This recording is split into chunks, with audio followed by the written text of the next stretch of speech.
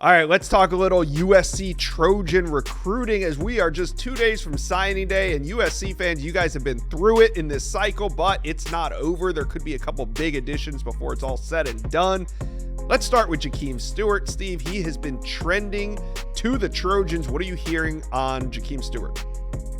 Yeah, I still like my on 3 RPM in favor of USC, obviously continuing to monitor LSU at the end. He visited the Tigers on Wednesday, as we talked about earlier in the show, but was at USC for his official visit, which included the win over Nebraska.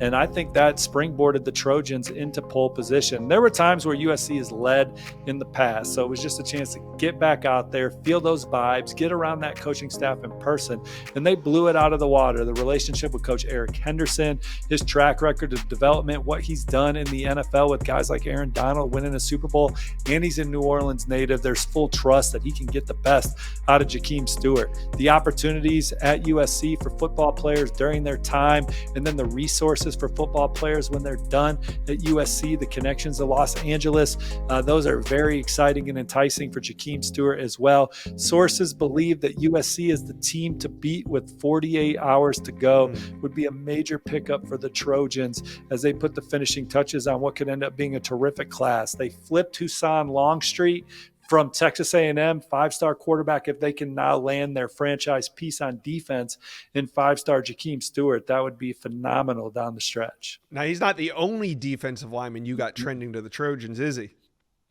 No, Christian Ingram is a touted player at the point of attack from the Peach State, Covington, Georgia, Newton High. Took his official visit to USC this weekend. Look, this is happening fast. He was originally going to visit Vanderbilt. South Carolina gave him an official visit 2 weekends ago where they set the pace, but USC blew it out of the water. He loved the resources that USC has, the alumni appeal of the school, and then certainly, again, the coaching staff. USC is looking like the team to beat going into his December 4th decision.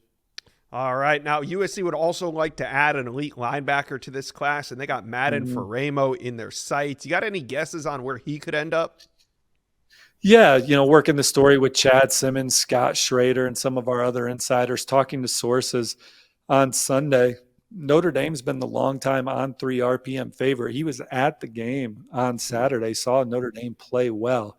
But I think his vibe is, I want to help USC dig out of this. I want to help USC get back to being the Trojans of past and play closer to home, be around his family, the belief in this coaching staff. Coach Entz, the linebackers coach. USC this year put together one of the best defensive coaching staffs that you could, and I feel like they've shown improvement this fall. They've had the lead in every game in the fourth quarter but one, this Notre Dame game. Madden Faramo seen all that, been to campus a few times. Staying closer to home is becoming really relevant at the end. The on 3 RPM favors Notre Dame as we film this on Monday morning, but I wouldn't be surprised if it's on USC sooner rather than later. There you go. USC fans, talk to us. How you feeling about this finish? A couple big names lined up. Who do you think you land? Let us know. Comment section below.